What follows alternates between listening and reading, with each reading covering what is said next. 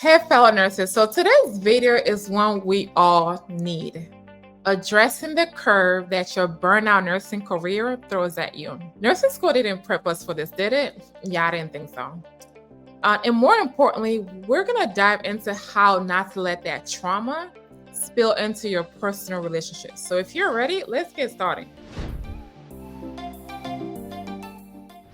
Now, we all remember nursing school, right? I know we try not to, but we remember it. So those images of rewarding patient care and making a difference. But trust me, reality hits. And the stress, emotional fatigue. I didn't even know what emotional fatigue really means until I started my career as a nurse. And trauma exposure are real.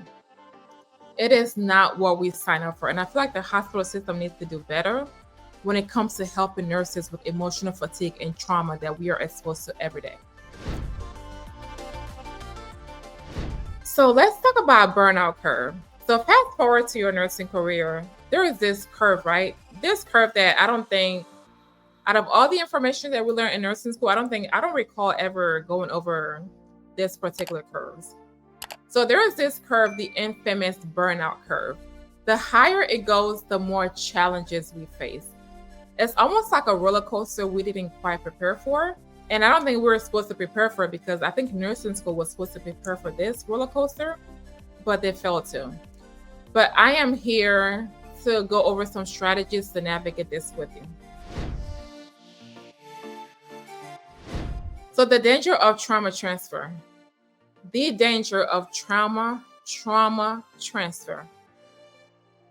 There's a reason why I repeated that 2 times. So here's the thing. If you're not cautious, the trauma from the hospital can follow you home. It can and it will. So imagine carrying a backpack of stress and emotional weight everywhere you go. It is a heavy burden that can affect your personal life. And I am a victim of that. I have carried the trauma from the hospital into my personal home. Okay? And I don't want you to do that. So we're going to dive into strategies to break this cycle. So first of all, let's talk about self-care. So self-care is not just a training phrase. It is a lifeline for us healthcare workers, especially us nurses. Whether it's yoga, reading, or dancing in your living room, I need you to find what recharges you. So let's talk about establishing healthy boundaries. So setting boundaries is your secret weapon. So I want you to learn to leave work at work. Now, I know it is easier said than done. Leave work at work. If you work in the hospital setting, we all know it is not easy to leave work at work. For instance, if you lost a patient on a shift, that is not something that you can just easily leave at work and come home as if nothing happened. It really follows you into your relationship. It follows you into your personal lives. So I want you to create a space both mentally and physically where you can actually transition from nurse mode to personal modes. It is a game changer. Trust me. And I'm not going to lie to you. This takes time. This is going to take time. It took me years.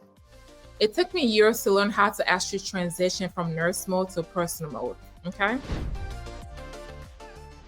So let's talk about seeking support.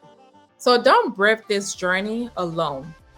I want you to build a support network, whether it's sharing experiences with friends, joining nurse communities, or seeking professional help. Having a support system is crucial.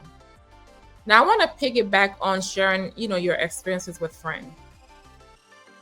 So from my personal experience, it is hard to share these type of experiences with friends, especially if they do not work in healthcare setting. And the same thing applies to your family members and your loved ones. Okay? So I want you to find somebody within the hospital system that you can actually build that, friendship with, where you can just call after shift or even during shift, okay, to actually build this rapport with. So reflect and decompress. I want you to take a moment to reflect and decompress. And I think this is more helpful if you do it right after a rough shift. Just take a moment to either journal, or do a mindfulness exercise. These aren't just buzzwords. They're a tool to really help you clear your mind from the emotional baggage that comes with the job. I love my career as a nurse. So nurses, I want us to start breaking this cycle. It's time we stop treating this as if it is normal, because the hospital is treating this as if it's a normal thing. But this cycle we need to put an end to. Why? Because your nursing career is demanding, but it doesn't have to define your personal life. And if you allow it, it will define your personal life, both in the hospital and outside of the hospital.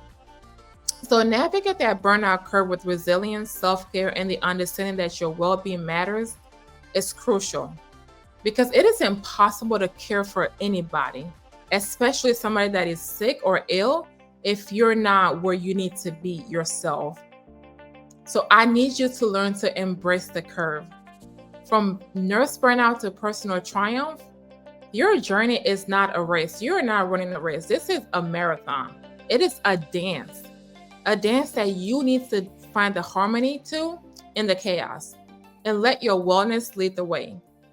You've got this. If you have any questions or if you need a friend to talk to, I am always available for you.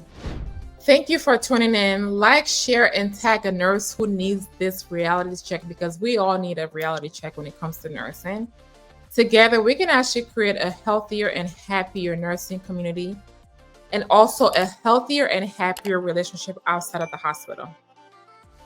Talk to you soon. Bye-bye.